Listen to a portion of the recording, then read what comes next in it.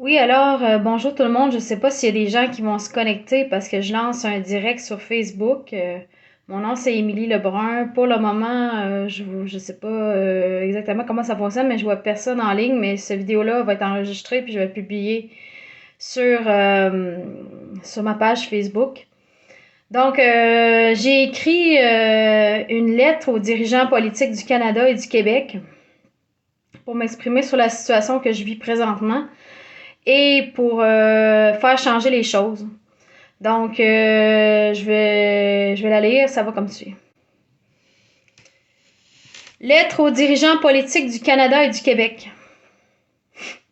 Si je vous écris aujourd'hui, lundi, le 27 février 2023, c'est parce que ma situation est grave. Au cours des 15 dernières années, je me suis battue sans relâche pour comprendre ce qui se passait avec moi. Pourquoi la société m'en voulait tant ou me semblait m'en vouloir autant. Et la question était et est légitime. Je la pose et ce n'est pas fondé sur de la folie.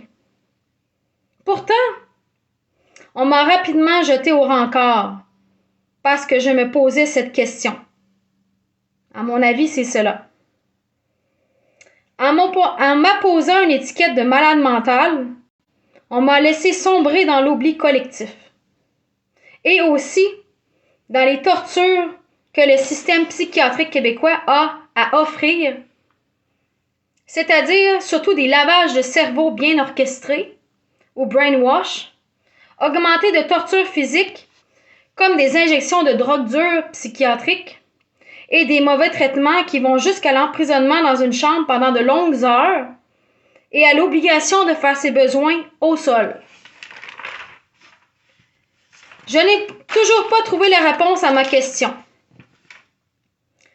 S'il s'avère que ma question soit légitime comme je le pense, s'agit-il de la vérité? Est-ce que la société m'en veut? Ou est-ce que c'est une fabulation de mon esprit? Mais peu importe la réponse à cette question, je reste persuadée et convaincue que je ne méritais jamais ces persécutions infinies que j'ai vécues. Elles n'auront jamais de fin tant que les Québécois et les Canadiens veulent garder en place ce système psychiatrique criminel injuste et ignoble. C'est pourquoi mon histoire est extrêmement reliée à l'histoire de la psychiatrie. Et l'issue de l'une décidera de l'issue de l'autre. Si je triomphe et gagne à faire entendre mon point au sujet de la santé mentale et à enfin vivre librement à nouveau, le système psychiatrique criminel ne pourra se poursuivre et vice-versa. Si le système psychiatrique criminel québécois actuel se voit perquisitionné, évalué, jugé et condamné, ainsi, moi je ne le serai plus condamné, ainsi que mes pairs, mes compatriotes, qui vivent eux aussi avec des maladies mentales et se trouvent prisonniers de ce système criminel, c'est-à-dire un système illégal et d'une violence inouïe. Alors, tout me porte à croire qu'aujourd'hui, que le début de toute mon histoire avec la psychiatrie origine d'un besoin de la société de me faire taire. Ce que vous ne réussissez même pas à faire aujourd'hui encore. De me faire taire et de me réprimer comme de ce que je suis comme personne. Cela est un crime contre l'humanité en ma personne. Vous ne gagnerez pas, je vous avertis. J'ai la puissance du Seigneur Jésus avec moi et je suis l'Esprit Saint de Dieu. Folie, vous direz? Regardez déjà toutes mes œuvres. Vous y verrez l'œuvre de Dieu.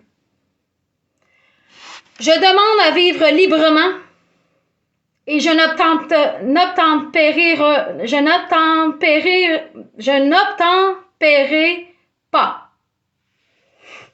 Cela est sans équivoque, légitime, légal pis tout. Je m'appelle Émilie Lebrun. Je suis née le 29 septembre 1986. J'ai 36 ans. J'habite à Sherbrooke, dans la province du Québec, au Canada. Je réussirai, croyez-moi, même sans votre aide. Émilie Lebrun, la fille de Dieu le Père Tout-Puissant.